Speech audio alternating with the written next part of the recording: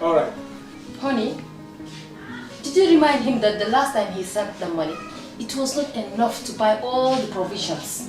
Oh, sorry, I forgot to tell him. Are you guys talking about money transfer to buy provisions?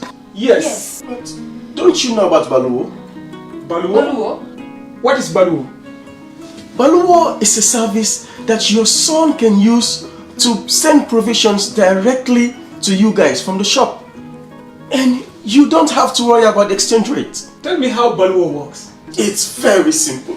Just log on to baluwo.com and shop, or download the app on your phone. You can shop on the website or using the app to buy online basic products for your family and friends. With Baluwo, you decide what your money is spent on. Your money, your choice. Buy online products for your family and friends in the Gambia, Senegal, Nigeria or Mali. Baluwo, better than sending money. Hi, you're watching Kerr Fatou. My name is Buba Gajigo, and this is your educational program. We're gonna bring you primary school lessons. If you have kids at primary school level, please get them prepared. Give them a pencil and a book. I hope you will enjoy these lessons. Are you thinking of owning your dream homes? EJ Investment is here for you. Secure our quality bungalows with 2, 3 or 4 bedrooms, or our story buildings 3 or 4 to 5 bedrooms at very affordable prices with flexible payment plans at our Sanyang Seaview Estate, where you can enjoy the cool breeze with modern infrastructure such as tar roads, covered drainage system, modern electrification with street lights, gated entrance with security posts, and social amenities such as gas station, shopping mall, medical clinic, park, schools, children daycare, and a lot more. Our dedicated team of professionals will keep the estate clean at all times, provide security and patrol team within the estate premises, install latest technologies such as CCTV, Wi-Fi, home network installation, solar panel, and power backup system. Also, check out for our additional home facilities and interior design service such as premium tiling, wall plaster, home landscape, fingerprint home lock, and a lot more. Visit our office at Senegambia Kololi Highway and get a free site visit tour, or contact us on 4464838. WhatsApp us on 3259220. Or you can visit our Facebook page or Instagram on EJ Investments. EJ Investments, we are first in properties.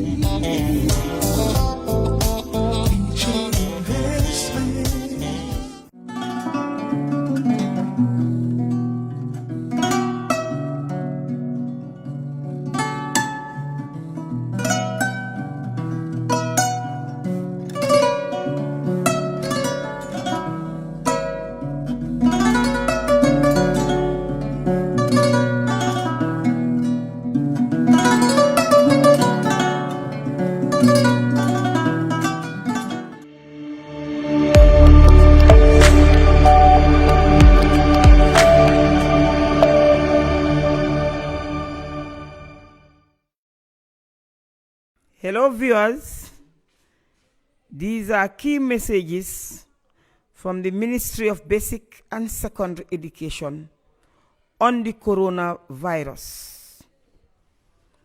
Dear parents, keep children at home at all times. Avoid sending children to shops and markets.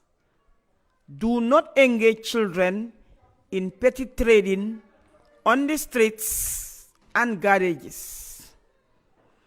Allow children to play within the confines of the home. Limit visitors into your homes. Adhere to COVID-19 health precautions and guidelines. Schools are closed, but learning continues. Dear teachers, you are encouraged to desist from all forms of group activities involving students. All school premises should remain closed and not to be used for any other purpose.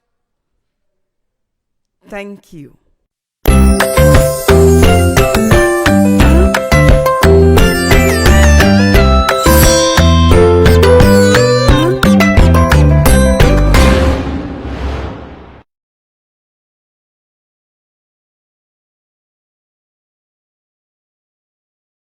I am back again. I am your usual presenter, Mr. Ibrahim Ajalama, and as usual, I'm going to present on science.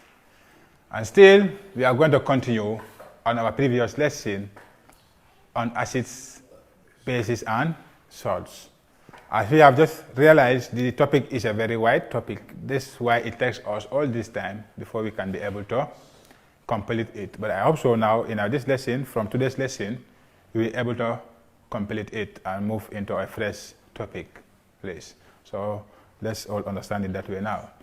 So we move on now. We start from exactly from where we stopped from the other time, from the other lesson. We are going to look at reaction of acids with bases. Reaction of acids with bases. That is called neutralization reaction.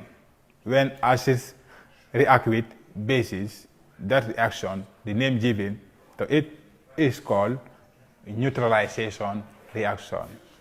And what will explain to you what is neutralization in essence. Here, the effect of the acid will be cancelled and the effect of the base will be cancelled. Now the product that is formed is neutral, which is the salt and the water. They all become neutral. The water will be neutral and the salt will be neutral. So this reaction as a whole is called neutralization reaction. That is reaction of acids with bases to produce salt and water, please. So a chemical reaction happens if you mix together an acid and a base. The reaction is called neutralization. And a neutral solution is made if you add just the right amount of acid and base together. You'll get a neutral solution. Those solution is the salt and the water solution. Good, please, so take note of that. What is neutralization now? What is neutralization reaction? Neutralization reaction.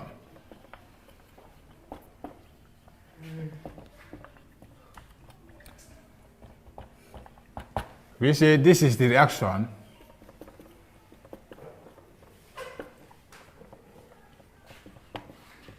between an acid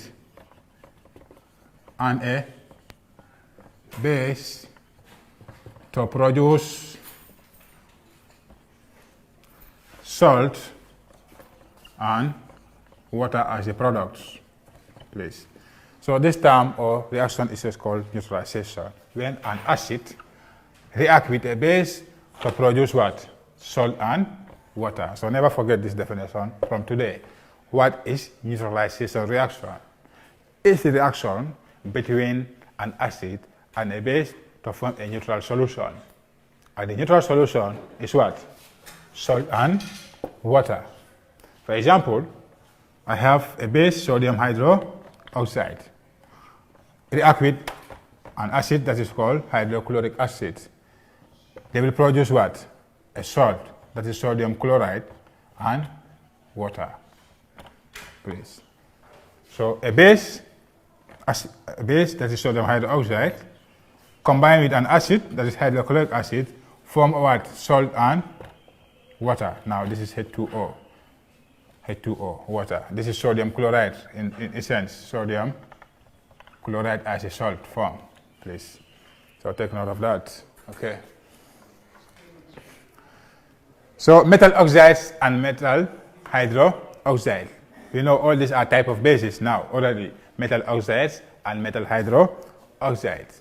We say metal oxides and metal hydroxide are two types of bases. For example, copper oxide and sodium hydroxide. oxide. Copper oxide and sodium hydroxide. Good. A metal oxide is called copper oxide. The other one, metal hydroxide, is what? Sodium hydroxide, NaOH. So all these are bases.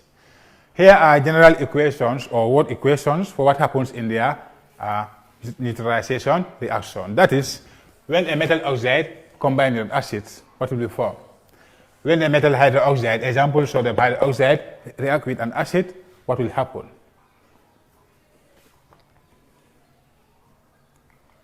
So we see these equations there already.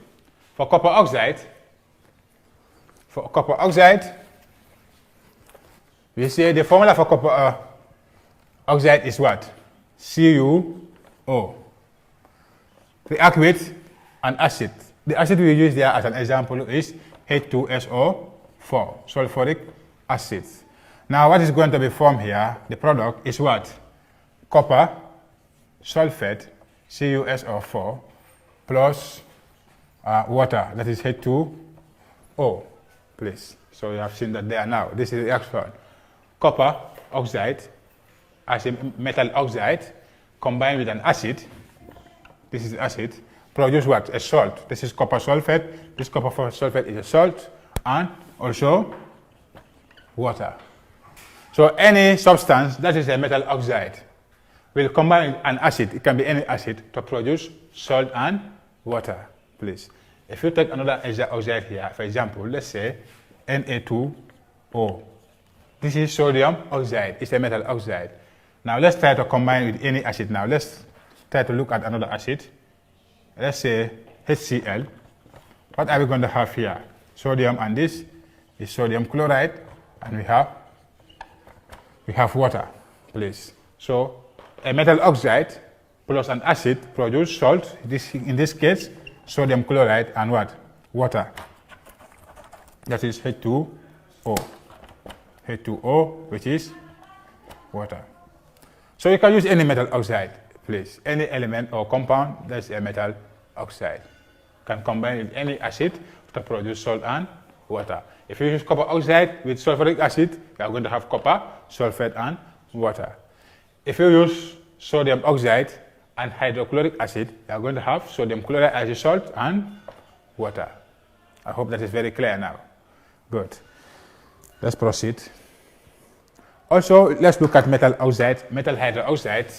This is for metal oxide. Let's look for metal hydroxide. Metal hydroxide. And always remember this. Oxides are always OH with the metal. OH. The metal and the OH, please. So one example of a metal hydroxide is sodium hydroxide. Why? Because this sodium is the metal now. And this hydroxide is now sodium hydroxide, a base. We'll combine with an acid. The acid we use there is hydrochloric acid, and the product is going to be the sodium and the chlorine, sodium chloride, and then this hydrogen and this hydrogen and this, we have H2O, 2 hydrogen and 1 oxygen, 2O, please. So a metal hydroxide, that is sodium hydroxide, react with an acid, hydrochloric acid, to produce salt, that is sodium chloride, and water. So this is how metal hydroxide also react with bases, or acids rather, please. Another is calcium hydroxide, CaOH2, combined with, alright, we have HCl again still. We are going to have now, instead of sodium chloride, we are not going to have sodium chloride. Why? Because we are no more using sodium metal. What we are using is what? Calcium.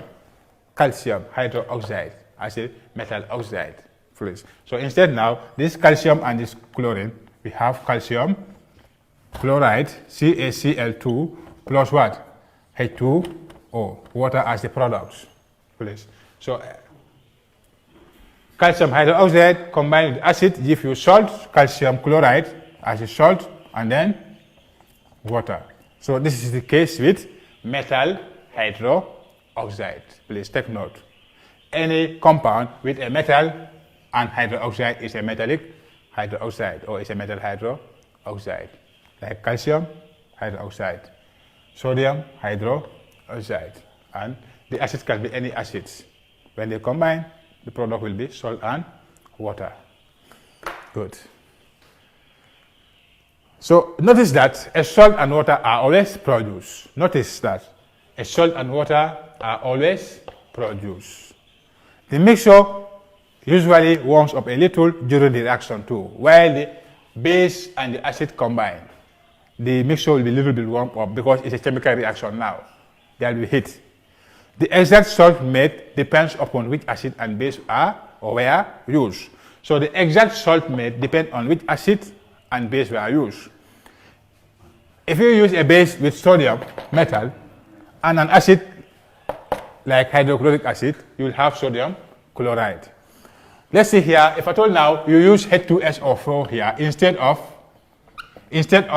hydrochloric acid, what are you going to have now? You are going to have sodium sulphate, Na2SO4. Because you don't use this chloride now, hydrochloric acid, you are using a sulphuric acid. So the sodium will combine with the sulphate, you have sodium sulphate, and then the end is water, please. So the type of salt or the exact type of salt made depend upon which metal hydroxide you use and which acid you use. Is that clear? Here as well, we use calcium hydroxide. If you use another acid, let's say nitric acid. Let's say H2SO4 here and see. Again, what are you going to have here? You are going to have calcium sulphate. Calcium sulphate as a salt, CaSO4, and then water. We are no more going to have calcium chloride because this chlorine will be out. We are no more using hydrochloric acid, but now the acid you use is what? Sulfuric acid. So the calcium combined with the sulphate give you calcium sulphate and you have water produced also there. I hope this point is very clear as well. Okay. Good. Now carbonates and hydrogen carbonates. Okay. Carbonates and hydrogen carbonates.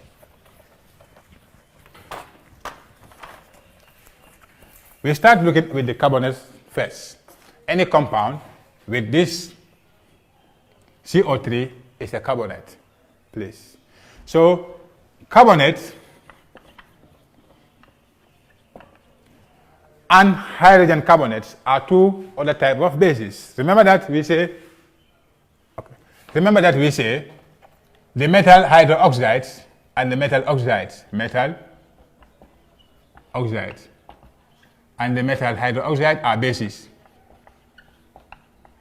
Metal hydroxide are bases. But these are not the only bases. The carbonates are also bases, and the hydrogen carbonates. Please take note of that. Good. They also make a salt and water when we neutralize them with an acid. But this time we get carbon dioxide gas too. Instead of only the salt and water, we also get carbon dioxide. Whenever acid reacts with carbonates, the product will be carbon dioxide and water and salt. Please take note. The reaction finishes as bubbles of carbon dioxide are given off. This is easy to remember because we see the word carbonate in the chemical names. These are the general word equations for what happened. We start with the carbonates. Let's start with the carbonates. So acid plus metal carbonate, what are you going to have? We are going to have a salt and water and carbon dioxide. Please. Acid plus a metal carbonate. A metal carbonate will give you salt, water, and carbon dioxide. So please take note of this, especially the word carbon dioxide. Which gas is produced whenever acids react with metal carbonates or hydrogen carbonates is what? Carbon dioxide. Please. Good. So let's look at the simple equation there. For that, we have HCl, hydrochloric acid, combined with a certain metal carbonate, that is calcium carbonate, CaCO3. This is a metal carbonate. This calcium here is the metal, and this radical is the carbonate now. So it's a metal carbonate. We'll give you what now? The hydrochloric acid react with calcium carbonate, give you calcium chloride, that is CaCl2 plus water and also carbon dioxide. This is what happens now whenever acid react with calcium carbonate. Carbon dioxide gas is given off together with calcium chloride as a salt and water. Please.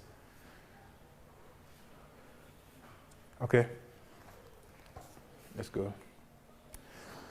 Now, neutralization. All this we have to talk about here is neutralization, because acids react with carbonates or metal oxide or metal hydroxide. All this reaction is called neutralization reaction. So take note of that now. Whenever acids react with carbonates, metal oxide or metal hydroxide or metal hydrocarbonate or hydrogen carbonate, that process is called neutralization reaction. And the products are always salt and water. But when carbonates are used, also carbon dioxide will be produced. If only metal oxides and metal hydroxide are used, no carbon dioxide. Remember that. Carbon dioxide is only produced when a carbonate is used with an acid, but not with metal oxide or metal hydroxide. I hope that is very clear. I hope so. Thank you. So let's look at the uses of neutralization. Why is neutralization important? We are going to look at using neutralization or uses of neutralization, or one can say importance of neutralization, or even applications of neutralization. How do we use the process of neutralization in our everyday life? Why is it important? Here are some of the reasons for you now. Importance of neutralization reaction. Number one, we say farmers use lime, that is called calcium oxide, lime, to neutralize acid soil. A soil that is acidic. To cancel out the effect of that acid, we have to apply a substance called lime, which is called calcium oxide, and lime is a base. So applying the base lime on the soil, which is acidic, will neutralize the acid in the soil, and the soil will not be acidic. Now it can be suitable for growing crops and plants. So one can say that neutralization is used in treating acidic soils. Neutralization is used in treating acidic soils. That's number one importance of neutralization. Let me take that back a little bit. Importance of neutralization.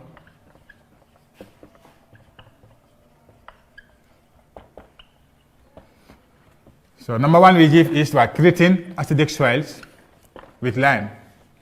Acidic soils by adding lime. Number two, your stomach contains hydrochloric acid. All of us, in fact, our stomach contains an acid, a very strong acid for that matter, which is called hydrochloric acid, which we have discussed here now already, HCl.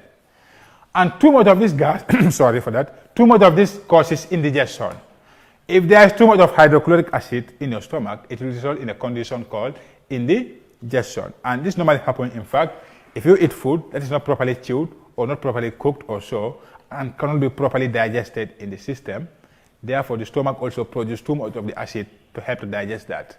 So that too much of acid in the stomach will cause a condition or a stomach upset called indigestion, whereby some of the acid, in fact, move up towards your esophagus, causing pain up around your heart. People call it heartburn. It's caused by indigestion. So to cure that indigestion, what do? You have to take some anti-acid tablets. Anti-acid tablets, which contain bases such as magnesium hydroxide and magnesium carbonate to neutralize the extra acid. So in short now, or in brief, we say importance of neutralization is also applied in what? Treating stomach upset. Treating or curing stomach upset. And this stomach upset, we refer to it as what? Indigestion. It's called indigestion. And the tablets used for this purpose is what? Magnesium hydroxide, that is MgOH2, or we can use magnesium carbonate, MgCO3. All these are anti-acid tablets that are used to cure or treat stomach upset cold in the digestion, please. Number 3, bee stings are acidic. Bees, when they sting you, the venom they put in the skin is acidic. How do we neutralize that acid?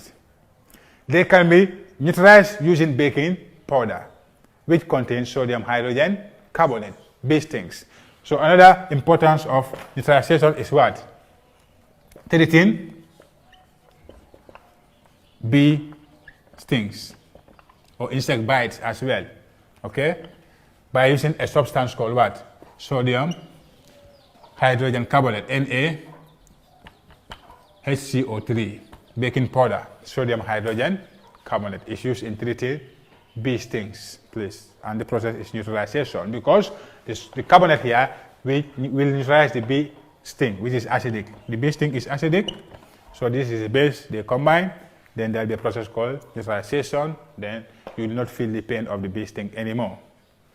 Then 4, soluble salts are prepared by neutralization. Soluble salts are prepared by neutralization. Some salts are soluble, and to prepare them, we use a method called neutralization, whereby you add an acid and a base together to produce the particular salt you want or you desired. So then we can also say here, neutralization is applied in what? Preparation of soluble salts. Preparation of soluble salts.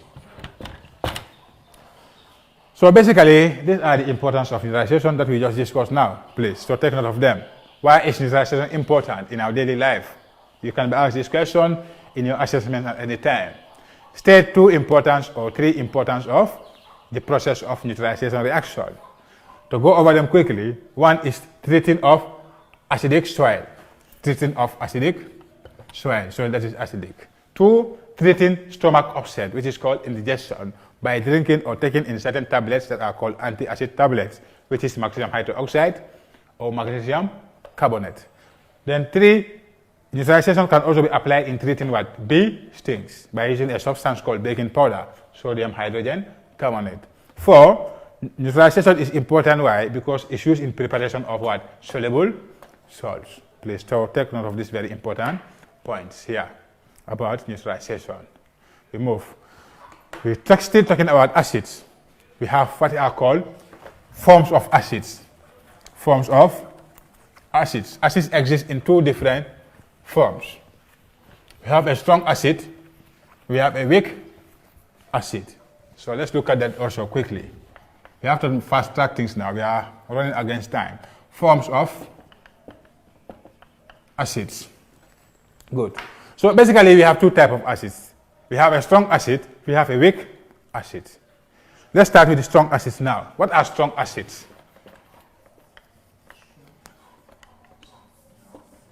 So the example of strong acids you see there is hydrochloric acid, sulfuric acid, and nitric acid.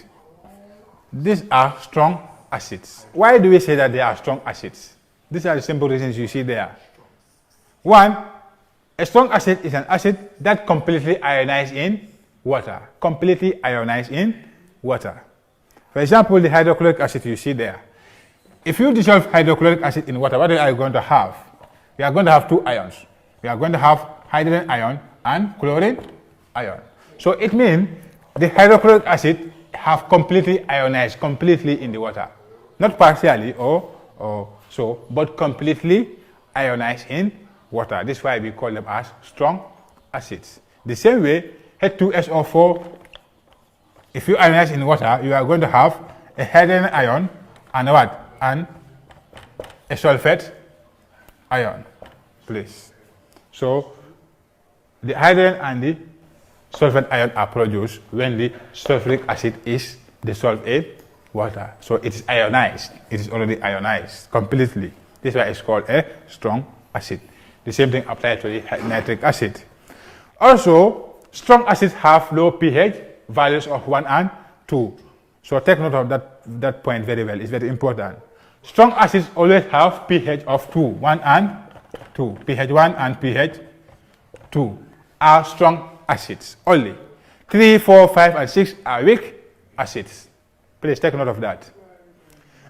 Point 3, strong acids have high concentration of hydrogen ions. That's why they are strong, because of the hydrogen ions. As I already told you this, the acids, an acid is an acid because of these hydrogen ions. So if an acid have too much of these hydrogen ions, it will be a strong acid. That means high concentration of hydrogen ions, please. Good. So those are what are called strong acids. So take note about those important points there about strong acids. Know the examples first. Examples of strong acids are hydrochloric acid, sulfuric acid, nitric acid. And some of the important points you should know about strong acid is they completely ionize in water. They have pH values of 1 and 2. And they have high concentration of hydrogen ions. Please, those are strong acids. We have weak acids. Weak acids are just as opposite to the strong acids. What are weak acids? Weak acids are acids that do not completely ionize in water. Weak acids are acids that do not completely ionize in water. An example of weak acids is phosphoric acid, H3PO4. Carbonic acid is a weak acid, H2CO3. Ethanoic acid, CHCOOH, ethanoic acid. Citric acid found in citrus fruits, citric acid. So basically, these are examples of what? Weak acids. And why are they weak acids? Simply because, one, they do not completely ionize in water. They cannot completely ionize in water when they are dissolved in water. Two, they have pH value of 3 to 6. Weak acids, their pH value ranges from 3 to 6. So pH 3 is weak acid, pH 4 is weak acid, pH 5 is a weak acid, pH 6 is a weak acid. Take note of that. Then the final point, weak acids have low concentration of hydrogen ions. Remember, we say strong acids have high concentration of hydrogen ions, but weak acids have low concentration of hydrogen ions. So take these points seriously now about strong acids and weak acids. Let me reiterate the ones more. What are the differences between strong acids and weak acids? One, strong acids completely ionize in water. Weak acids do not completely ionize in water. Two, strong acids have pH values of 1 and 2. Weak acids have pH values of 3 to 6. 3. Strong acids have high concentration of hydrogen ions. Weak acids have low concentration of hydrogen ions. And know their examples as well, please. I hope those points are also very much clear. Let's also move now. Both alkalis now, again, strong alkali and weak alkalis.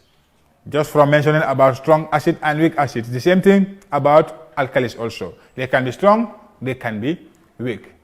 Good. So let's look at that quickly. Forms of bases or alkalis. We call this as forms of alkalis. They also come in two forms. One is a strong alkali. Strong alkali. An example of strong alkali, as given there, is potassium hydroxide and sodium hydroxide. These are strong bases. And what are some of the reasons why we say they are strong bases? Is one, that they can completely ionize in water. When they are dissolved in water, they will completely ionize. Completely, not partially, but completely. Two, they have pH values from 13 to 14. Strong alkalis always have pH 13 and 14. Please take note of that. 3. Strong acids have high concentration of hydroxide ions. Remember now we are talking about alkalis. So we must mention hydroxide, not hydrogen ion. Hydrogen ion is divided into acids. Now we are talking about alkalis or bases. So we say strong alkalis have high concentration of hydroxyl ions. So those are the important points you should note about strong alkalis. They completely ionize in water, they have pH values from 13 to 14, and they have high concentration of hydroxyl ions. That is about strong alkalis. Let's look at weak alkalis now. Weak alkalis. An example of weak alkalis is calcium hydroxide and what? Ammonia, NH4, ammonia. These are weak alkalis. Why are they weak alkalis? One, they do not completely ionize in water. They don't completely dissociate in water to form ions. Two, they have pH of 8 to 12. Their pH value range from 8 to 12. So pH 8 is a weak alkali, pH 9 is a weak alkali, pH 10 is a weak alkali, pH 11 is a weak alkali, and pH 12 is a weak alkali. But remember, pH 13 is a what? Strong alkali. pH 14 is a what? Strong alkali. Please, don't forget that. Another point about the weak alkali is what? They have low concentration of hydroxyl ions. They don't have too much of hydroxide ions in their solution. That means low concentration of hydroxyl ions, weak alkalis. So try to remember these points about strong alkali and weak alkali. I go over them quickly as possible. Strong alkalis completely ionize in water, but weak alkalis do not completely ionize in water. Remember that. Strong alkalis have pH of 13 and 14, but weak alkalis have pH ranging from 8 to 12. Please. Strong alkali have high concentration of hydroxyl ions, but weak alkalis have low concentration of hydroxyl ions.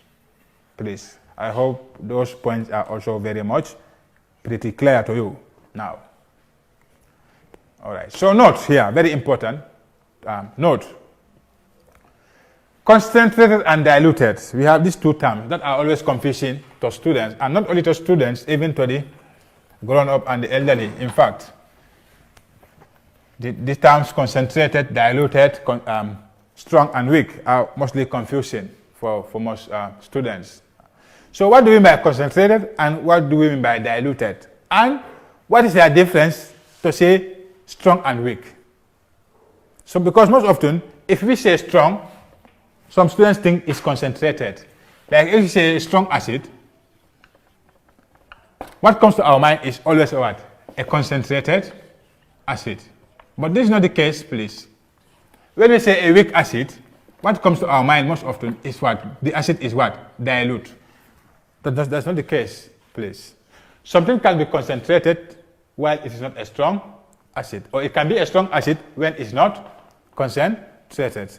An acid can be weak acid when it's not a dilute acid, and so on and so forth, please. So let's try to differentiate between these two, these terms here, so it can be very clear to us now. Now let's say concentrated and dilute refer to the amount of what? Acid and base present in the solution, and not the extent of ionization, that is strong or weak, please. So don't confuse that. Concentrated and dilute are terms used to refer to the amount of acid present in the solution, and not to the extent of ionization, that is to say whether it's a strong or weak acid. No, please. Concentrated means what? A large quantity of solute, in this case the acid, dissolved in a small quantity of solvent, in this case water. Then you are going to have a concentrated solution. When you have large amount of or quantity of the acid dissolved in small quantity of water, you will have a concentrated solution of the acid. So always concentrated acids are corrosive. We have already mentioned that they are corrosive. They can burn the skin, papers, clothes, and so on. You have to understand that. Now, dilute or diluted means a large quantity of solvent in this case water, that dissolves a small quantity of a solute. If you have large amount of the solvent, more than the solute, that solution is going to be diluted. But that doesn't refer to that it is either strong or weak. No. Strong and weak only refer to the extent of ionization, whether the substance can completely ionize. If it completely ionizes in water, then it's a strong acid or strong base. If it partially or does not completely ionize in water, we can refer to it as a weak acid or weak base. So don't confuse those terms with the terms concentrated and dilute. I hope that also is very much pretty clear. Good. Let's look at this here quickly. Acid rain, because it's a big something very problematic. It's a nuisance to people. Acid rain is in some places where it is very severe. Life is difficult there because most of their crops will die, the animals in the waters will die, and in the long run, they experience famine or hunger, and so. And what causes this acid rain now? If we told you that a rain can be acidic, will you believe that? Yes, of course, it is possible.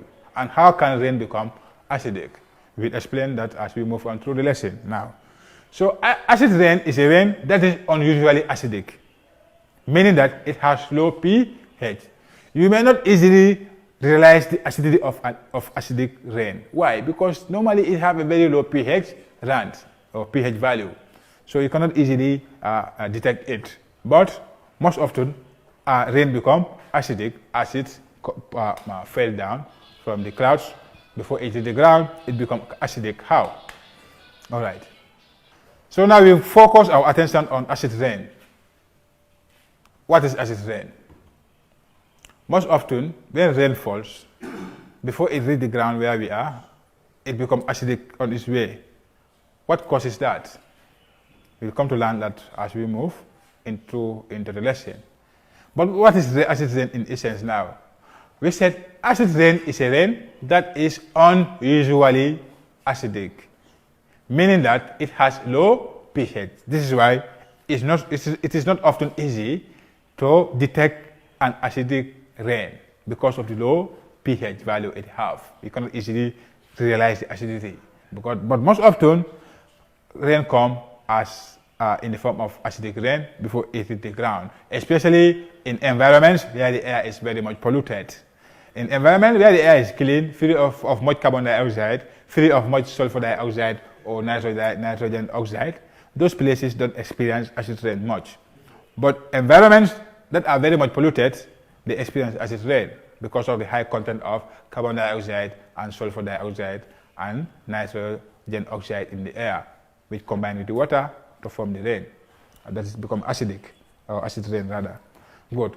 So let's move. So the causes of acid rain. What actually causes acid rain? We said acid rain is caused by emissions of carbon dioxide, sulfur dioxide, and nitrogen oxides. These are very bad gases, simply for the fact that they cause environmental or air pollution. And they are actually also the cause of what? Acid rain. And not acid rain, most often also they are the cause of all these problems we encounter today that is called global warming. The greenhouse effect are caused by these gases that we emit into the atmosphere when we burn fuels, when we burn wood, and so on. Please. So remember here now, acid rain is caused by carbon dioxide in the atmosphere or sulfur dioxide and nitrogen oxide. How do that happen?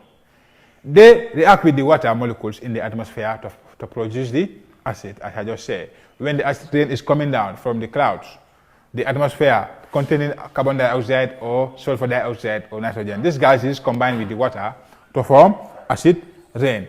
One example I can give you is this carbon dioxide with the water. This is water, that is rain, falling down, and it combined with the carbon dioxide in the atmosphere.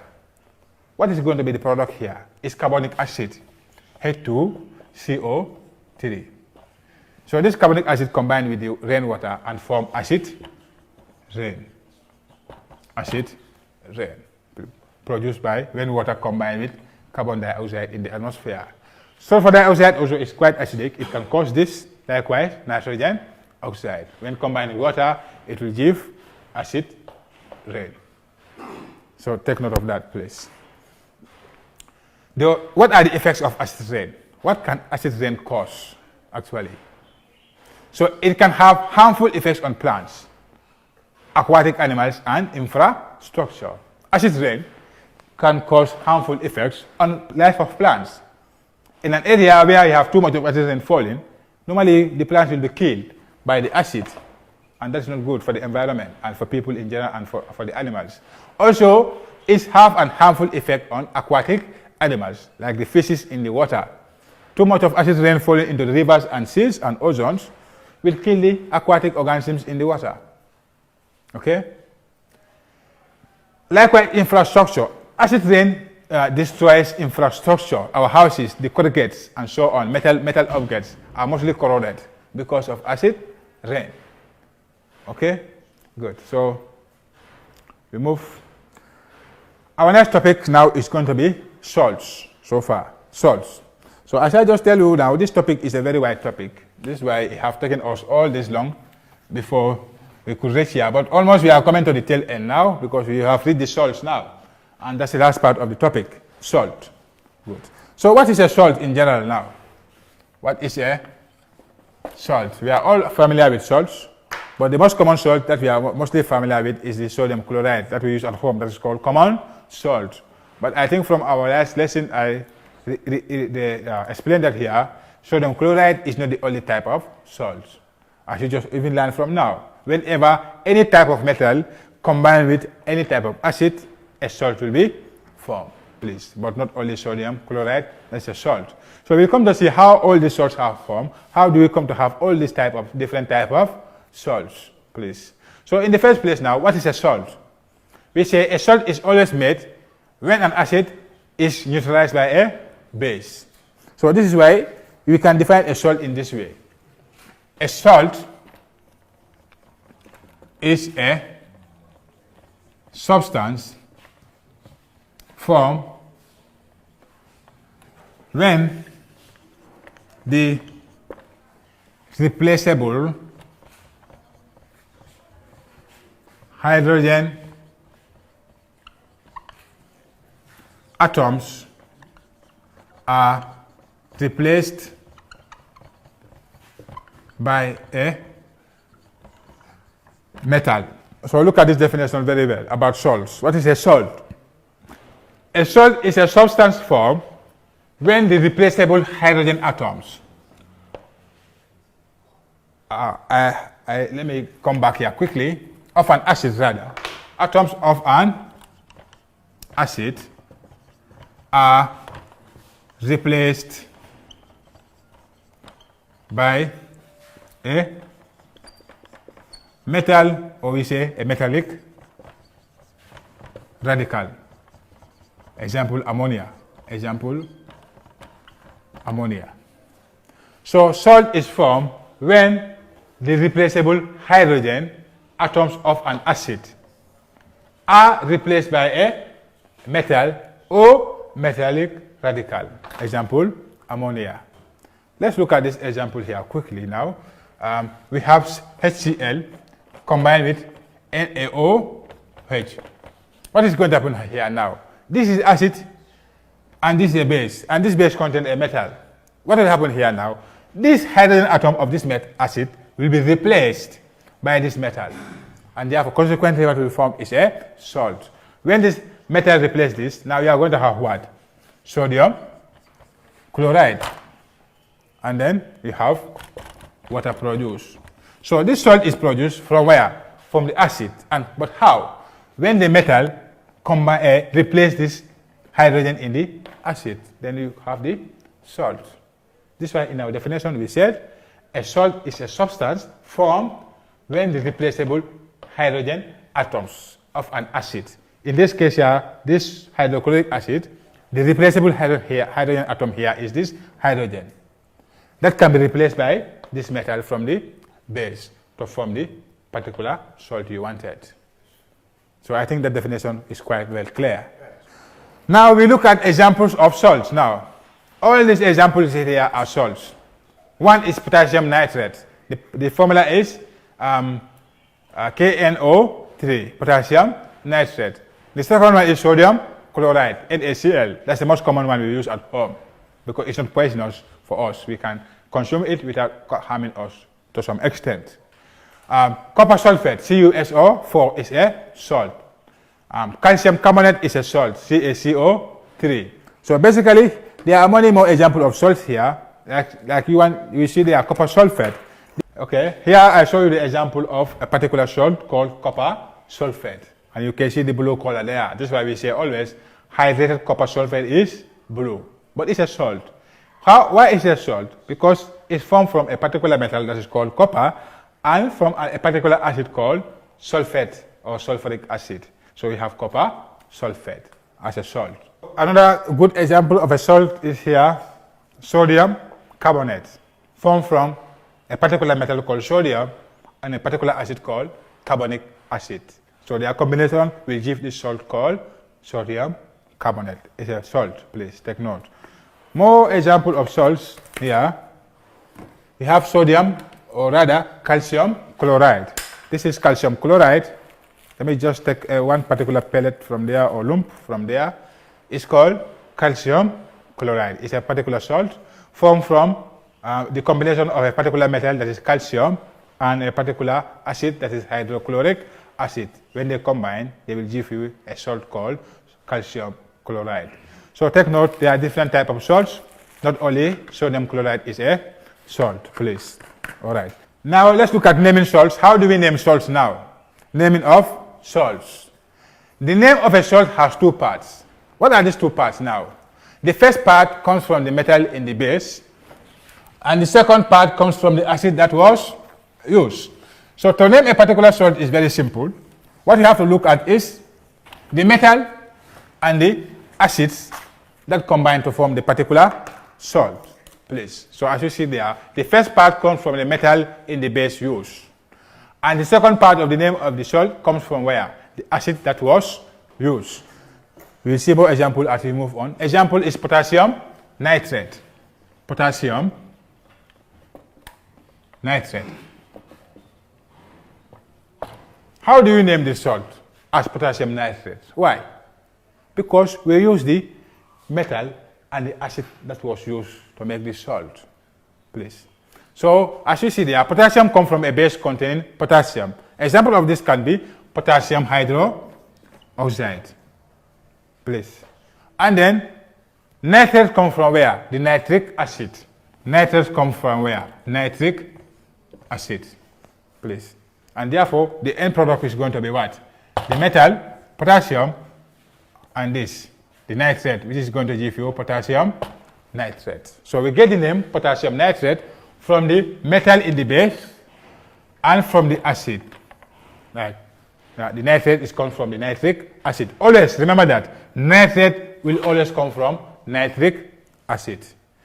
Sulphate will always come from sulfuric acid. Carbonate will always come from carbonic acid. Please try to remember that, please. Okay? All right.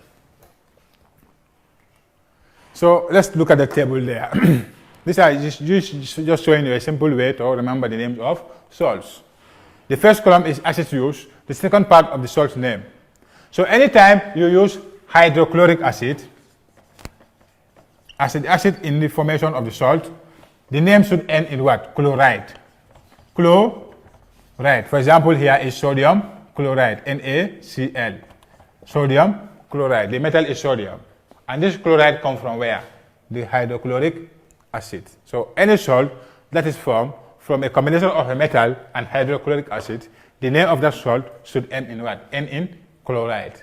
By first naming the metal that was used. Example, sodium chloride, calcium chloride, potassium chloride, please. Is that understood? We have sulfuric acid again. If sulfuric acid is used in the formation of any salt, what will happen? The name of that salt should end in what? Sulphate. Should end in sulphate. Example, copper sulphate, sodium sulphate, Na2SO4, and so on. The copper is the metal. Where does the sulphate come from? It comes from the sulfuric acid. Sodium sulphate. The sodium is the metal.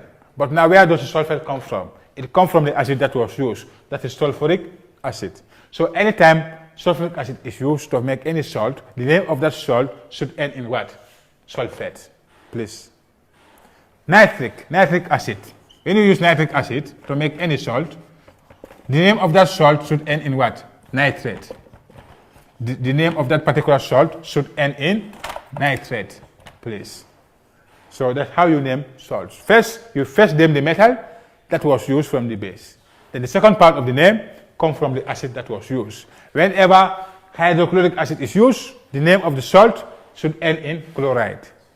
Whenever sulfuric acid is used, the name of the particular salt should end in sulphate. Like just like you see copper sulphate, sodium sulphate. Whenever you use nitric acid, the name of the salt should end in nitrate. Example, let's say potassium nitrate, KNO3. The potassium is the metal, and the nitrate comes from the nitric acid. I hope that is also understood. Good. How can we make copper sulphate? Quickly, the first part of the name is copper. So we need a base containing copper. We could use copper oxide or copper carbonate. For example, the second part of the name is sulphate. So we need to use sulfuric acid. Remember that, because of what? Sulphate. So we have to use sulfuric acid. Good. So these are the equations for that quickly. Copper oxide plus sulfuric acid will give you copper sulphate. Remember that. You can see the metal oxide there is the copper oxide, CuO, is the metal oxide. Combined with the acid, sulfuric acid, H2SO4, give you copper sulphate as the salt. So the first part of the name of the salt is copper, Cu. And the second part of the name of the salt is sulphate. Why? Because it comes from sulfuric acid, please. Copper carbonate the same way. You have copper sulphate when you combine with copper sulfuric acid to give you copper sulphate. All right. Now the same. How can we make sodium chloride? The first part of the name is sodium, so we need a base containing sodium. We could use sodium hydroxide or sodium hydrogen carbonate. Okay. For example, the second part of the name is chloride, so we need to use hydrochloric acid. Please.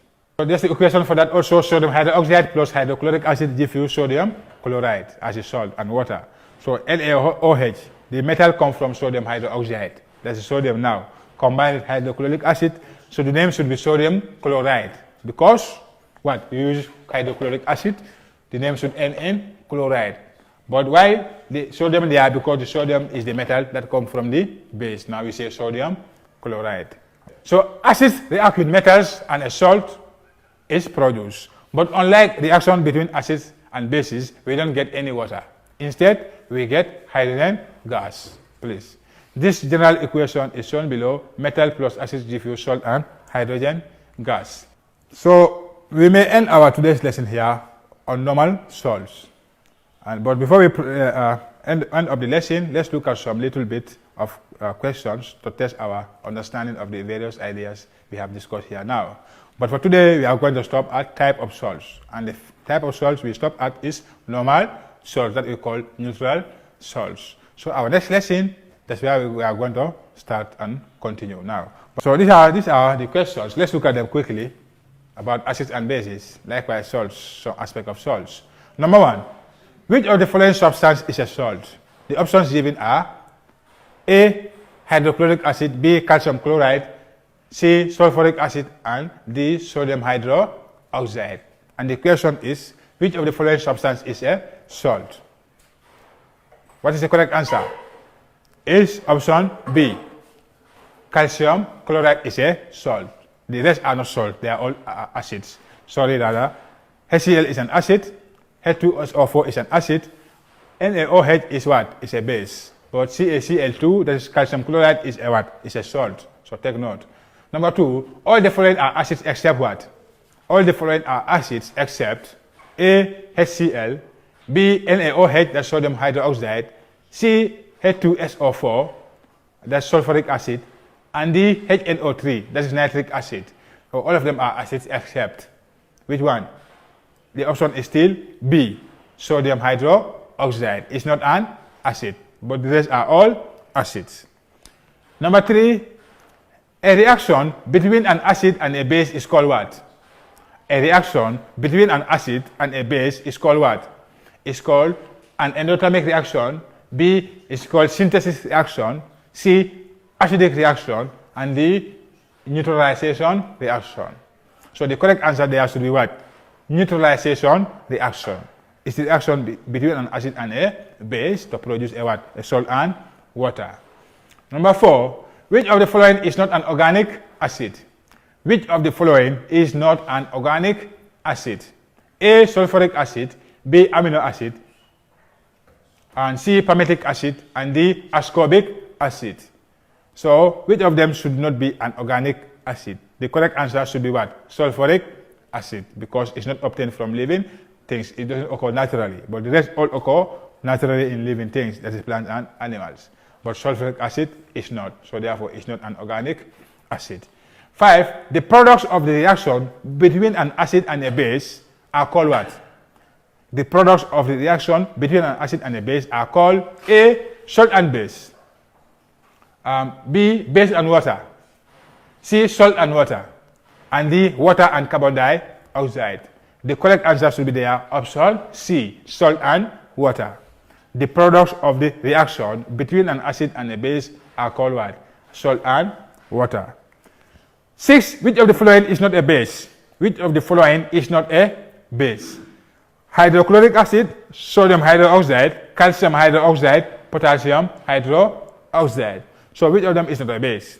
Just the first letter option will tell you that from the name acid there, hydrochloric acid. So the answer is hydrochloric acid. It's not a base, but the rest are all bases. 7, which of the following is not an inorganic acid? Is not an inorganic acid? Carbonic acid, nitric acid, sulfuric acid, amino acid. So the answer is amino acid. It's an organic acid, but not an inorganic acid. So thank you so much, listeners and viewers. This is the end of our lesson for today. I thank you all for your kind attention. And remind you also about the safety precautions. Always wash your hands with soap and water. Always use hand sanitizers, and try as much as possible you stay at home at all time. Thank you very much. Until I come your way again, I am Mr. Jadama once again.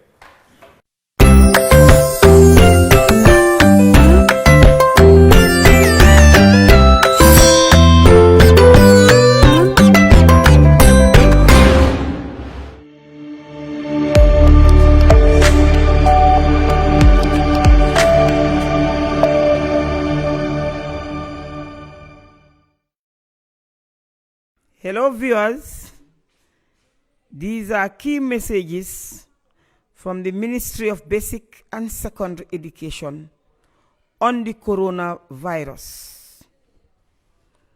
Dear parents, keep children at home at all times. Avoid sending children to shops and markets. Do not engage children in petty trading on the streets and garages. Allow children to play within the confines of the home. Limit visitors into your homes. Adhere to COVID-19 health precautions and guidelines. Schools are closed, but learning continues. Dear teachers, you are encouraged to desist from all forms of group activities involving students. All school premises should remain closed and not to be used for any other purpose. Thank you.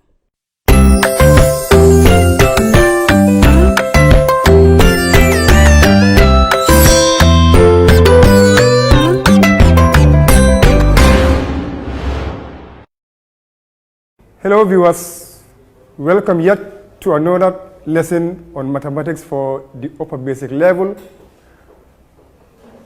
I am Mr. Sane, and today we'll be looking at change of subject of a formula. Now, formulas show relationships between two or more variables. Now, for example, you can see y is equals to mx plus c is an example of a formula. There are also formulas like P is equals to 2L plus 2B. That's also a formula, right? And there are quite a few that you come across, right? So they simply show a relationship between two or more variables. Now, the subject of a formula is the variable that stands alone on one side of the equation. For example, if you have y equals to mx plus c, clearly we can see that y is standing alone on one side of the equation. So therefore, in this case, the subject is y.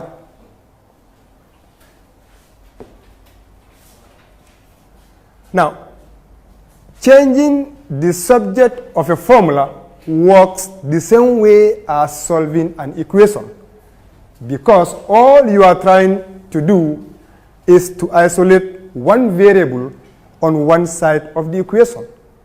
So therefore, if you can solve an equation, you should also be able to change the subject of a formula, because they are basically the same thing. You are simply trying to isolate one variable on one side of the equation. That's all you are trying to do. Now let's look at, for example,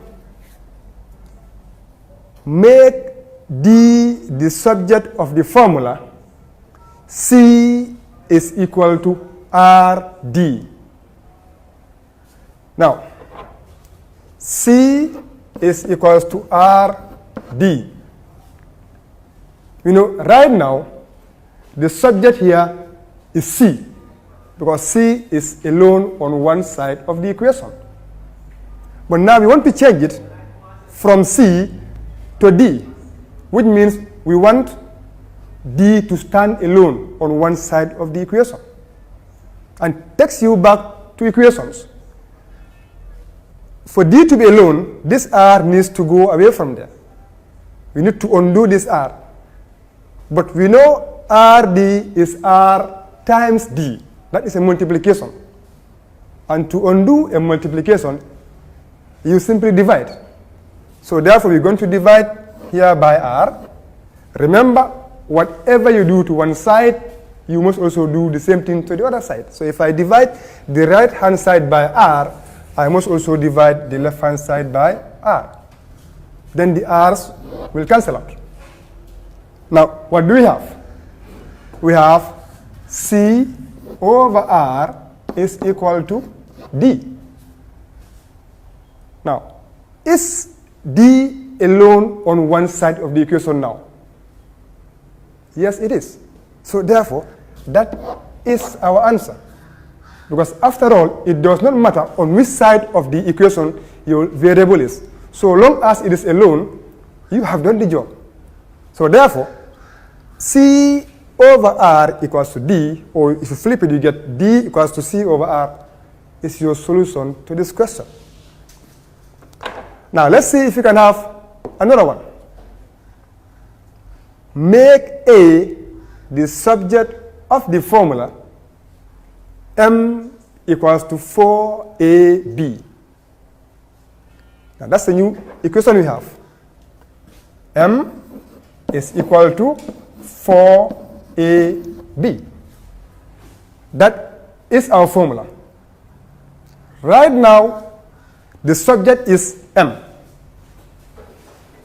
because M is standing alone on one side of the equation. But we want to change the subject from M to make A the subject. And again, look at where the A is. We have 4AB.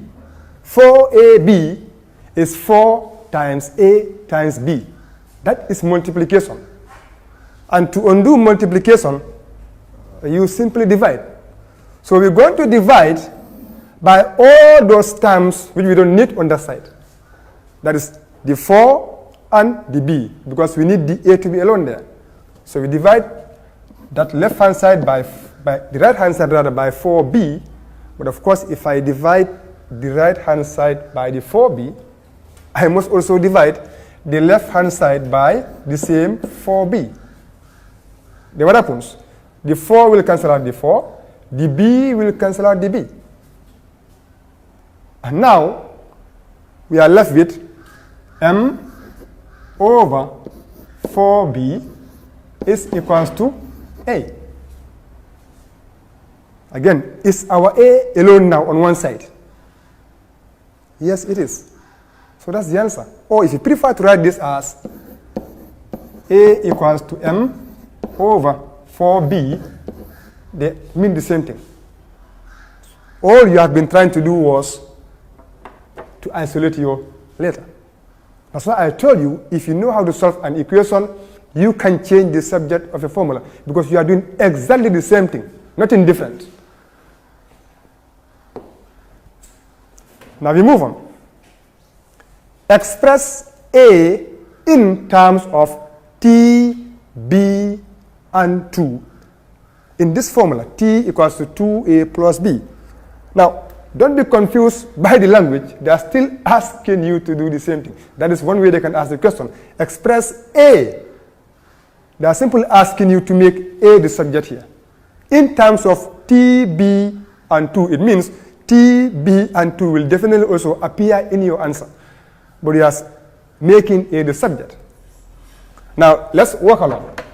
We have T equals to 2A plus B. We want to isolate the A. But on that side where we have the A, we have 2A, that is 2 times A. That's a multiplication. Plus B, that's an addition. Remember, in solving equations, we said you work backwards through the order of operations. So you undo an addition, therefore, before a multiplication. So we need to undo that B. So I'll subtract B from the left-hand side, from the right-hand side rather, and then also subtract B from the left-hand side. Then let's see what we have. The b's are definitely going to cancel out, because plus b minus b is 0. Now, what do you see on the left-hand side? We can see t minus b. So we bring it down. T minus b. And on the right-hand side, we can still see our 2a. Remember, we are trying to isolate the a. So is the a all alone now? No, there's still a 2 there. So that 2 needs to go away from there. 2a is 2 times a, multiplication. So to undo that, we divide. So divide by 2, divide by 2, divide both sides by 2, so that the 2 will cancel out, and you are left with t minus b all over 2 is equal to a. And now, is our a alone? Yes, it is alone. So therefore, we have solved the problem. Our answer becomes t minus b all over 2 equals to a, or if you flip it, you get a equals t minus b all over 2. That's our solution there.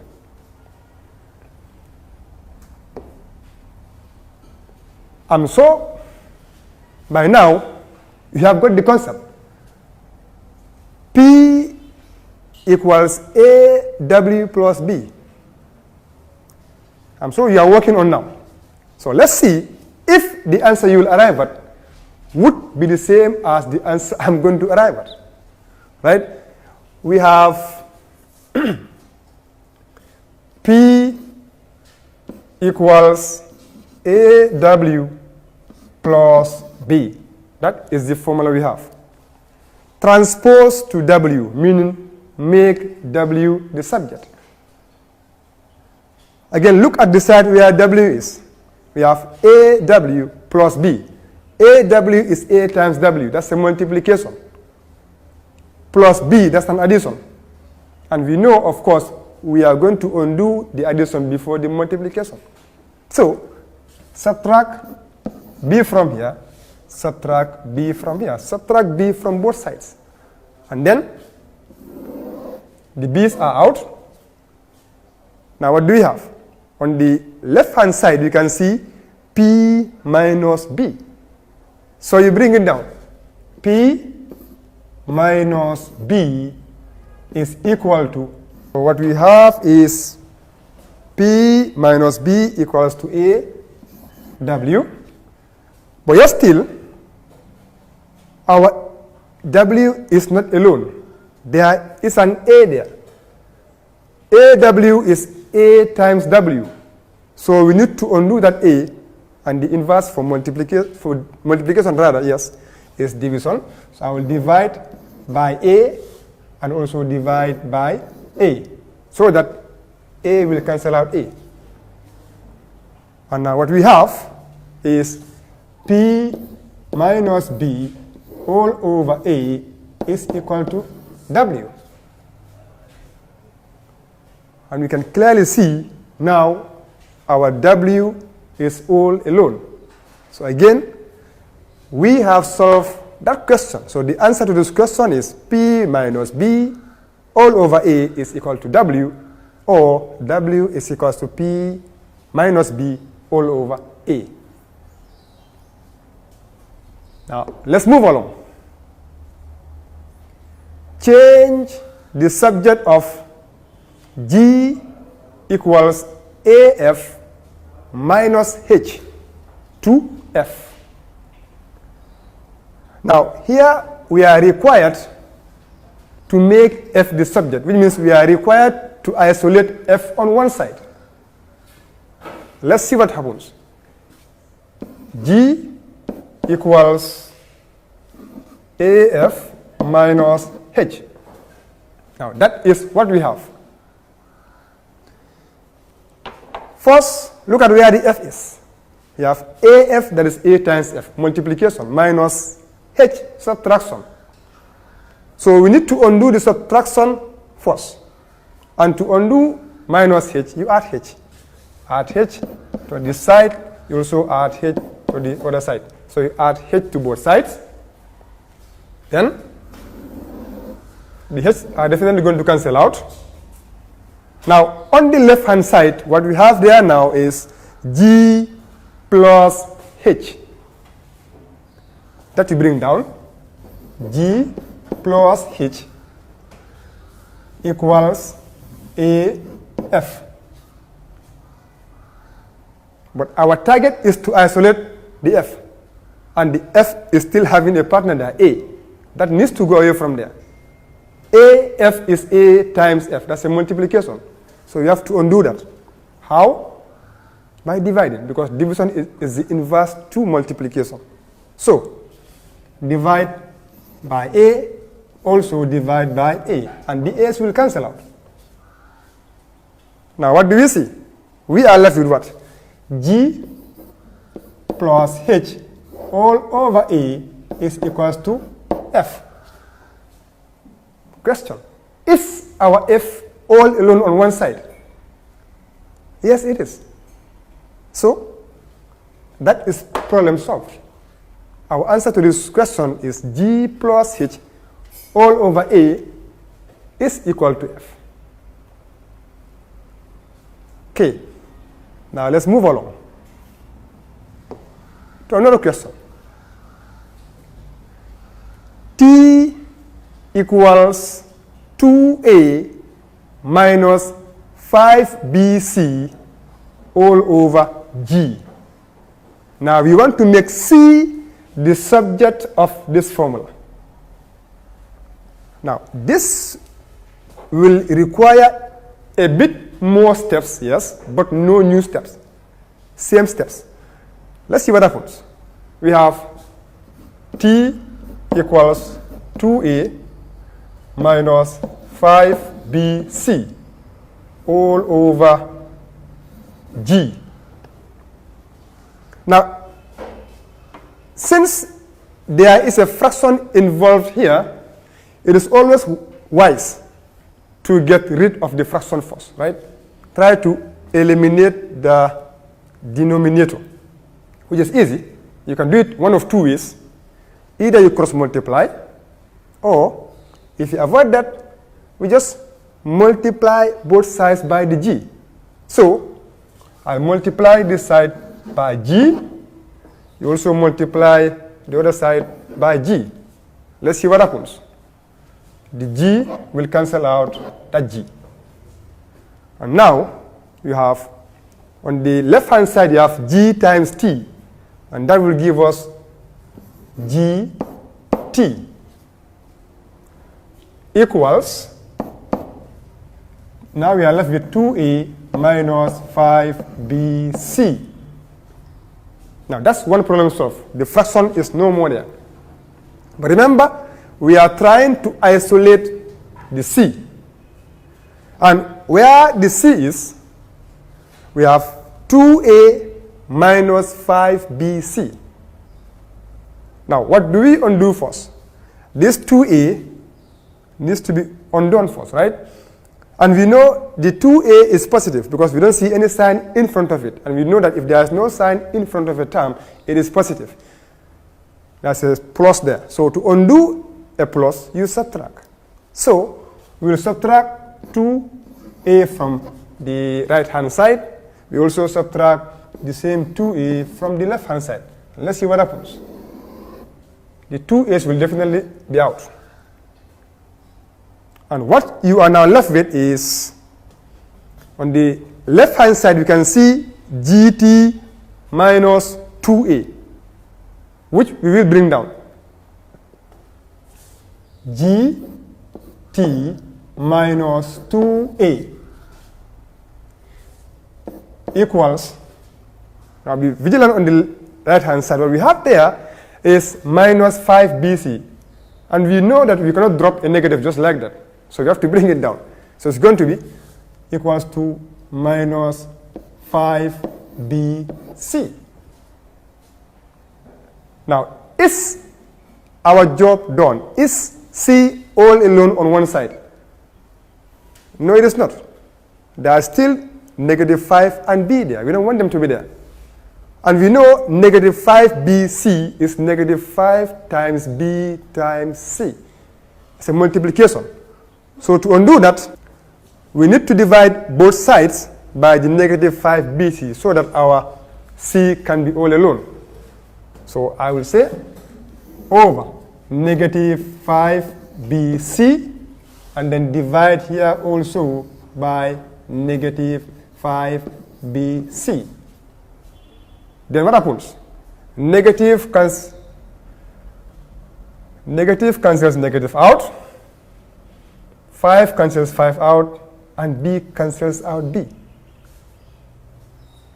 I think we did make a mistake there.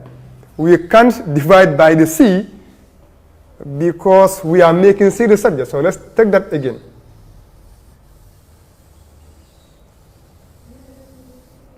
So what we have actually should be gt minus 2a being equal to negative 5bc. We need the c there. So we're going to divide by negative 5b and also divide here by negative 5b. That way, negative will cancel negative, 5 will cancel 5, and b will cancel out b. And now what do we have there? Only the c. And on the left-hand side, we still have our gt minus 2a all over negative 5b being equal to c. Now, what were we trying to achieve? Simple, just to isolate c on one side, which we have done successfully. So therefore, gt minus 2a all over negative 5b being equal to c is our answer to that question. Now let's move along and look for more questions. Now it says express W in terms of P, U, V, and 2 in the formula P equals 2U minus V all over W. Now, we have come across this before. Express W in terms of. We are simply being asked to make W the subject. And also, you know, in our answer, there must be P, U, V, and 2. None of them can be absent in the answer. So let's move along again. If I rewrite this, we have P equals 2U minus V all over W. Recall the last time I said if there is a fraction involved, it is always wise that you get rid of the fraction first. Get rid of the denominator, which you can either do by cross multiplying or, what we prefer, multiply both sides by the denominator. So multiply this side by the denominator. You also multiply, so you multiply both sides by the denominator. And then W will cancel out W. So what do we have? W times P would lead us to WP equals. What do we have on the right hand side still? We have 2U minus V. Right. We are trying to isolate W. But is W alone now? No. There's still a P there. So that P needs to move away from there. Now, WP is W times P. That's a multiplication. Which to undo, you just bring the inverse. And the inverse to multiplication is division. So, divide the left-hand side by W. Also, divide the right-hand side by, actually we are making W the subject. So we can't remove that. So we have WP. What we need to actually do is to divide both sides by the P. So divide by P. You also divide here by P. So that P will cancel out P. And what you are left with, therefore, is W being equal to 2U minus V all over P. Okay. Let's write that a bit better.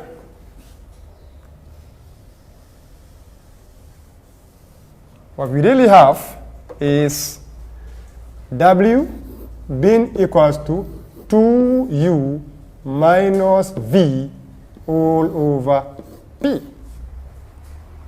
Now again, ask yourself the question. Is the W alone on one side? Yes, it is.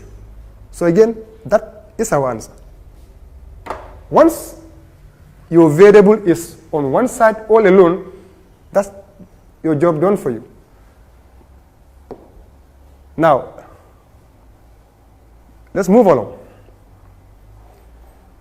Make X the subject of the formula Y is equal to AX plus BX.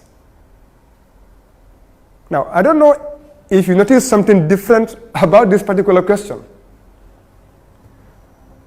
If you look closely, what you realize is that we are trying to make X the subject, but that particular X is appearing twice. Now, that is a new situation. But let's see what we do with it. Y is equals to AX plus BX. That is our question. Y equals to AX plus BX. Now, two X's. And there should only be one X in our answer. Now, if you recall, sometime you must have learned factoring. So therefore, we need to factor out this X. You know that will give us simply, bring down the Y, factor out the X, So if you open a bracket here, what we have is x into ax will give us only a, because the x will cancel out that x. Then you have plus. When you divide x into bx, you will be left with just the b, because the x are going to cancel out. So automatically, we have only one x now. So you can continue from there. Now, we know x into a plus ab actually reads x times a plus b. So there is a multiplication there, which we need to undo.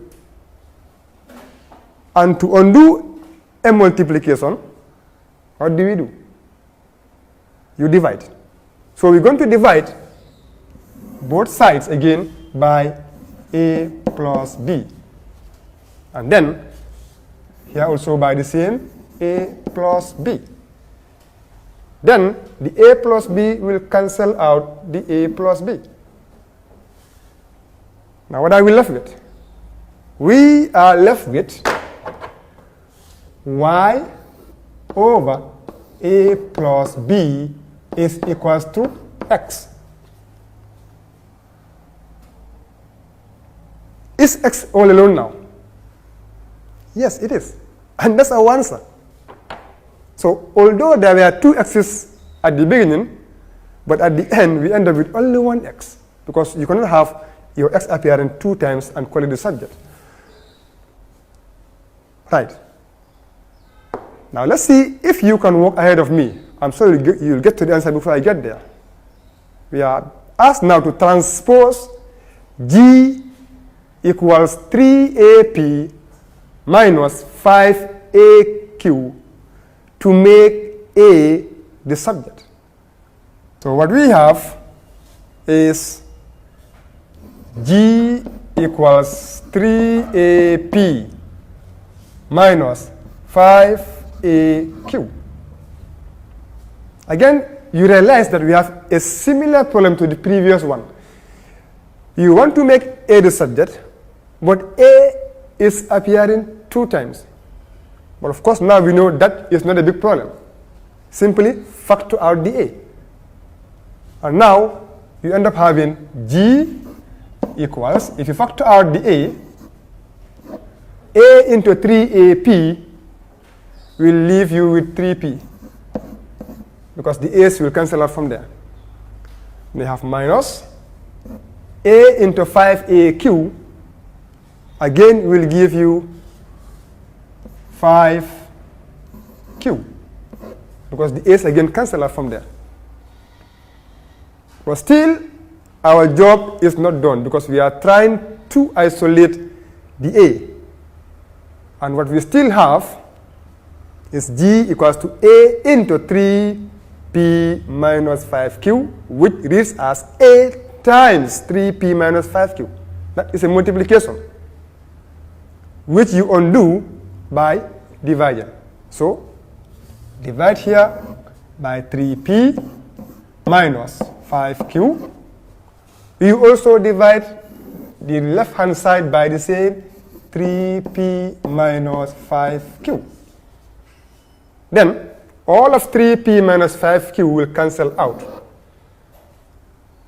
And now, what are we left with? All we have now is G all over 3P minus 5Q being equal to A. Was that your answer? If it was, give yourself a tap on the back. You are on the right track. Now let's move along. Now we have T equals 5R all over 2R minus X. That is what we have. So let's see. T equals to 5R. I will need more space than that, so let me bring it down. T is equals to 5R all over 2R minus X. There's a fraction there, so let's get rid of the denominator, which is easy. Simply multiply both sides by the denominator. So multiply the right hand side by 2r minus x. You also multiply the left hand side by the same 2r minus x. Okay. So that the 2r minus x will cancel out this 2r minus x.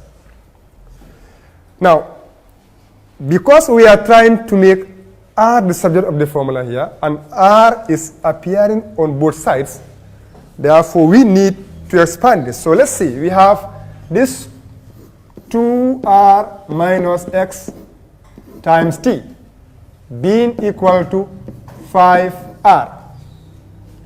So the fact that we have r appearing on both sides, so therefore we need to expand these brackets by multiplying each term in the bracket by the t. And we know t times 2r is going to give us 2rt or 2tr. Does not matter there, but then the coefficient must be in front. That is important. Minus t times x gives us xt. Right. Then that is now equal to 5r. Okay. Let's follow this. We have 2r minus t, 2rt rather, minus xt is equal to 5r. And we are trying to make r the subject here. If we look closely, there are still 2 r's. Both sides are having r. So we must undo one of the r's. It does not really matter which r you undo first, but it makes it easier if you just undo the one with the smaller coefficient. So if you just undo minus 2rt here, and then also subtract 2rt here, what you end up having is that this 2rt will cancel out. And now you are left with negative xt being equals to, now what you have on that right hand side now is 5r minus 2rt. That makes it easier now that all the r's are only on one side. But still, there are 2 in number, and there should only be 1 r there. But we know that's easy to deal with. Simply factor out the r. So we have negative xt being equals to, if you bring out the r, what you have is r into 5r will only give you 5, because the r's will cancel out, minus r into 2rt will give us 2t, because the r's again will cancel out. Close the bracket. Remember, we are trying to isolate the r. Still, r is having some partners there. They need to go away from there. We have r into 5 minus 2t, which is 5r times 5 minus 2t. That's a multiplication, which we undo by dividing. So, we will divide the right hand side by 5 minus 2t. Whatever you do to one side, you must do to the other side. So therefore, I must also divide the left hand side by the same 5 minus 2t. And then, easily, 5 minus 2t can cancel out 5 minus 2t. Now what are we left with? We are left with negative xt all over 5 minus 2t being equals to r. That is what you have now. Is our r all alone on one side? Yes, it is. So that is our solution. We don't have to go any further. Now, here is a very similar one. Express W in terms of V, A, X, and Y in the formula, V equals AW plus X all over AW plus Y. It's a very similar question to the previous one, which means similar steps should work. First, what we have is V equals AW plus X all over AW plus Y. Now that is what we have. We want to make W our subject, but there's a fraction there which we need to get rid of. How? Just multiply both sides by the denominator. Or if you prefer to cross multiply, it works just fine. Now, I'm multiplying both sides by the AW plus Y. I'm also multiplying the left-hand side by the same AW plus Y. Then, the AW plus Y will cancel out the AW plus Y. That's them gone. What are we left with? We have AW plus Y all multiplied by V being equal to AW plus X. That is what we have now. Now, we are trying to make W our subject, but W appears on both sides. So therefore, we need to expand the brackets. V times AW can give us VAW. Again, the arrangement there is not a big deal. VAW, AVW, AWV doesn't really matter, because it's a multiplication there. Now, plus V times Y will give us VY. Okay?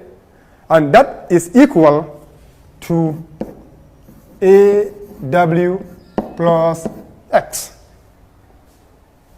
Now, let's follow the steps. We may have more steps, but like I said at the beginning, no new steps. It's the same old steps we are taking over and over. Now, we want to make W our subject. And W is appearing on both sides. So we need to undo one of the W's. Which one you undo is not a big deal. Just undo one of them. So let's say I choose to undo the AW this time. Minus AW minus AW. Let's see what happens. The AWs here will cancel out. Now what are we left with? We now have VAW minus AW plus VY. That is what you have on the left-hand side now.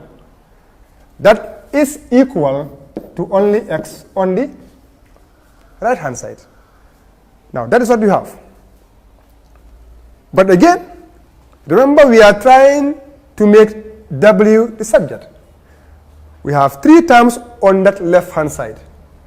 VAW minus AW plus VY. Now, if you look at the three terms, the first two have the W in common, which is what you need. But the VY contains no W. So therefore, you need to undo it from this side. So therefore, subtract VY from here. Also subtract VY from the...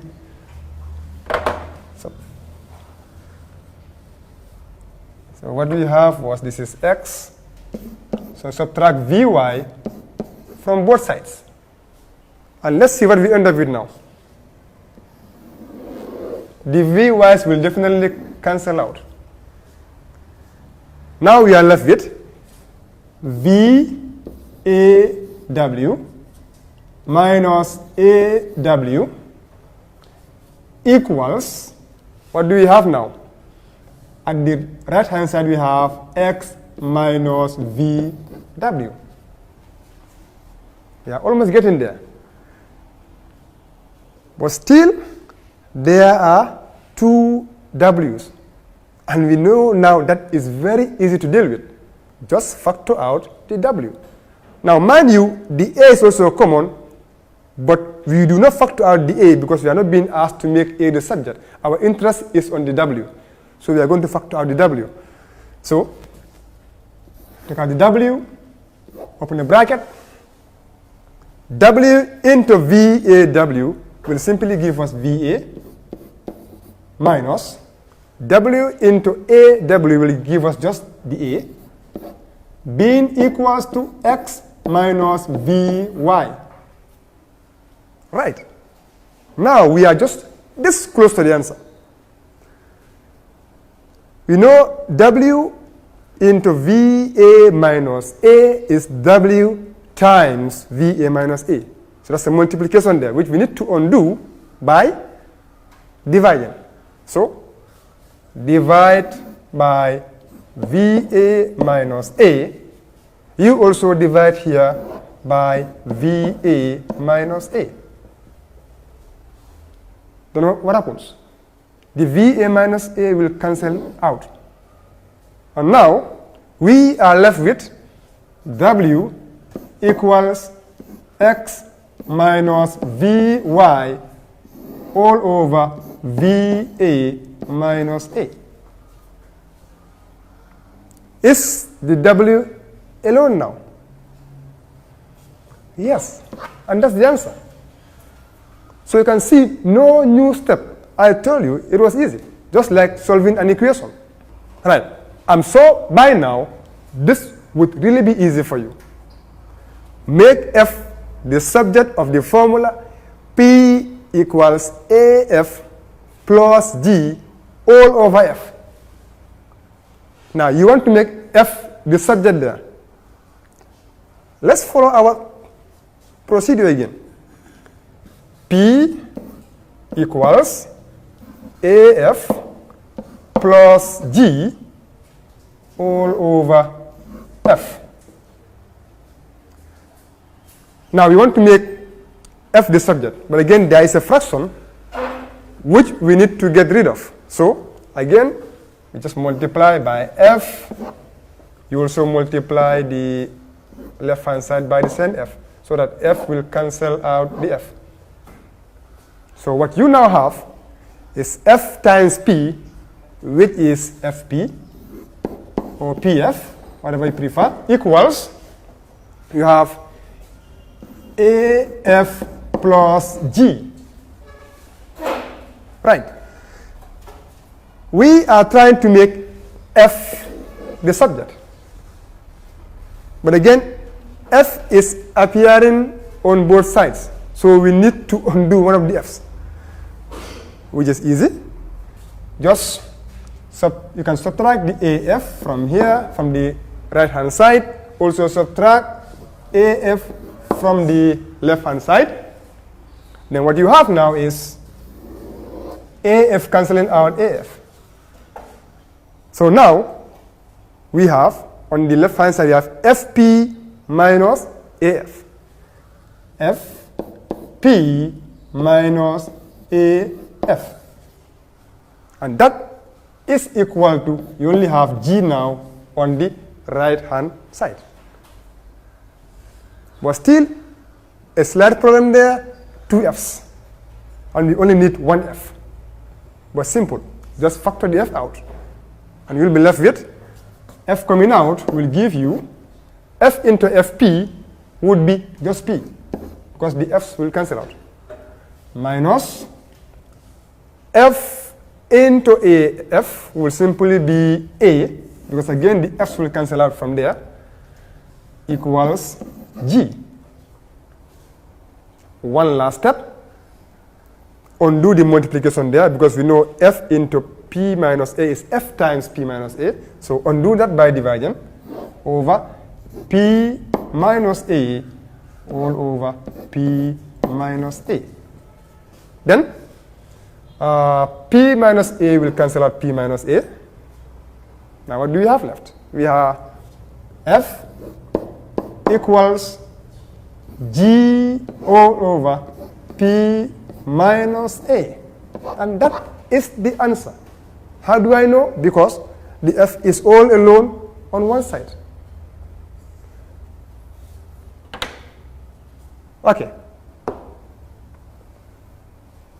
Now this should be really easy for you by now. Make M the subject of the formula. D is equals to MP all over M plus N. Now, having gone through all those other questions, I'm sure that this should be easy for you. So I'm going to leave this with you to try. And then there are two more. Make sure you write that down. D equals to MP all over M plus N. That's assignment number 1. And there's even two more here. Make A the subject of the formula G equals 3C all over A minus B. And then number 2, make C the subject of the formula A equals to 2BC all over 2B plus C. And by the time we meet again, we will go over them with you and see if your answers were right. And with that, we come to the end of today's lesson.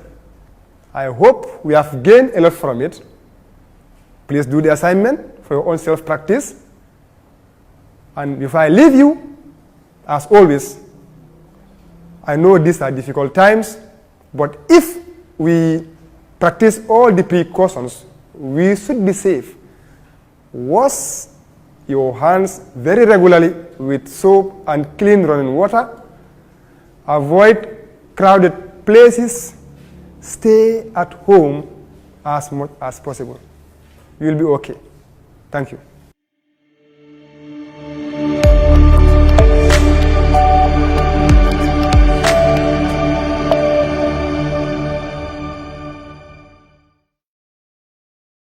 Hello viewers, these are key messages from the Ministry of Basic and Secondary Education on the coronavirus.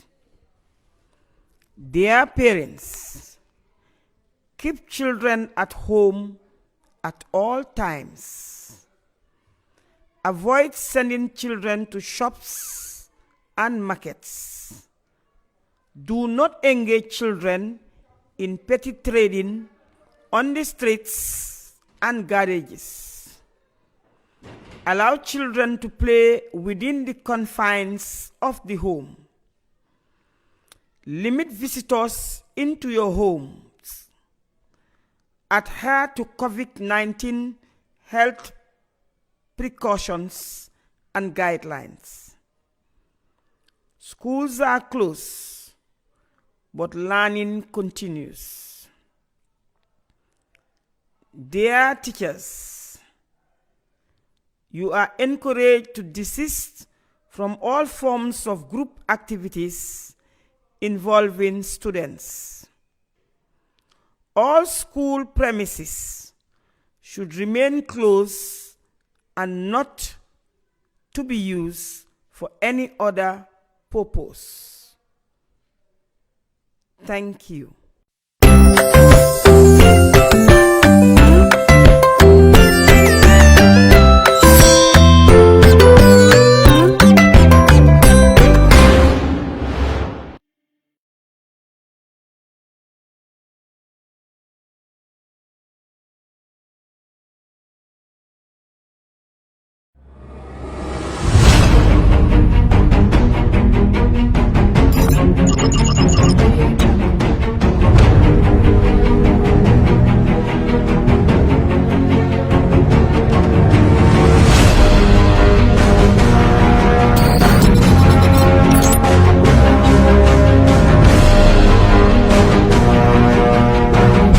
In communication, connectivity is everything. We ensure that the links never sleep.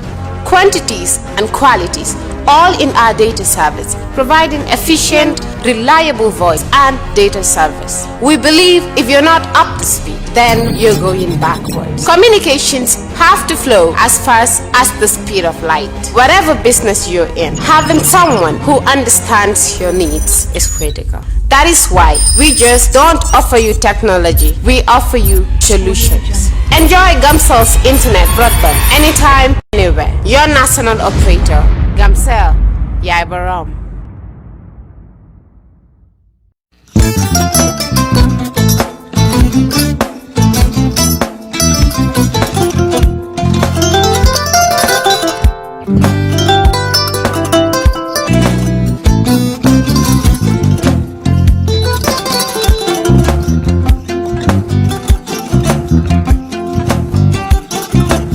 Agada mbijan raganyani albaka mbaka important yo nga transfer la sto ya transfer la ha code nyinji okay kosa nsila id soto sa soto sorry agada mbijan ro albaka mbaka bara alla service o tariaka mbale ki janna nun kunu bara tariaka jannom yona forest de bureau gambia tonkon na no mbali ya bere birim koyna fo katon bari si kodo kino katon nim fo bolong labe 56 branches mola sota gambia jam ha gambia kono ani gambia bantala bankol nko kono kiya bele kodo sifa fo falindiro fo nyaadi lafta memmen na kodi to poto nin kodi maraw jannom number 1 di nyonta andum fana nata anoda enterprise sotale wala nyindi ko domorol fana kol fana be firale de dadi mani domorol dil fana beteat gambia dawda yalo ngam fa kendol sotale je wo moyo diat apelenta ni wo ka ni lafta nyelen kendol e bina yalo bu kanyi la ko la baraka ba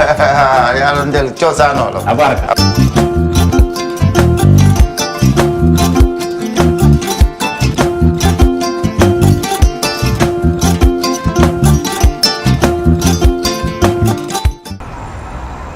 When we touch down, better broke down.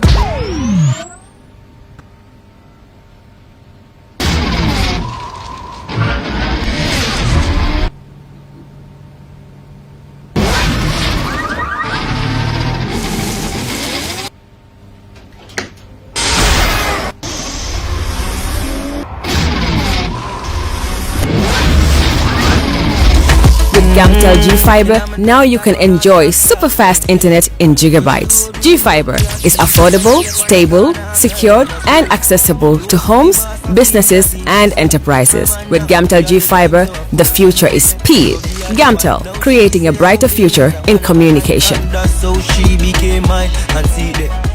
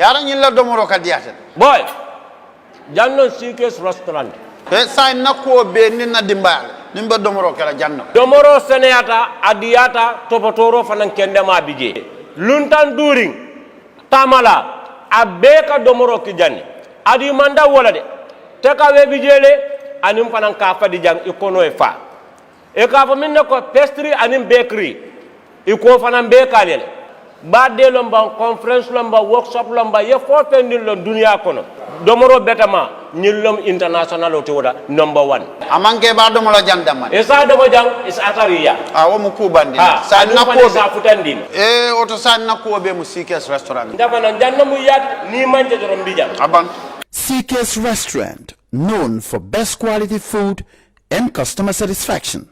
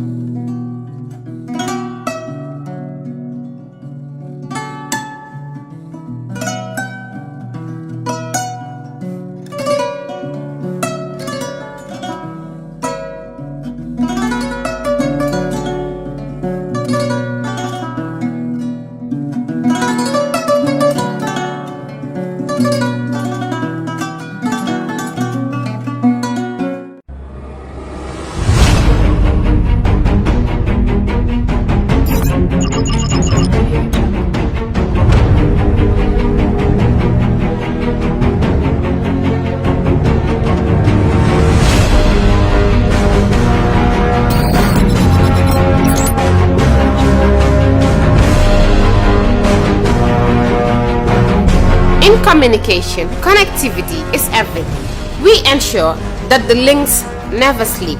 Quantities and qualities, all in our data service, providing efficient, reliable voice and data service. We believe if you're not up to speed, then you're going backwards. Communications have to flow as fast as the speed of light. Whatever business you're in, having someone who understands your needs is critical. That is why we just don't offer you technology, we offer you solutions. Enjoy.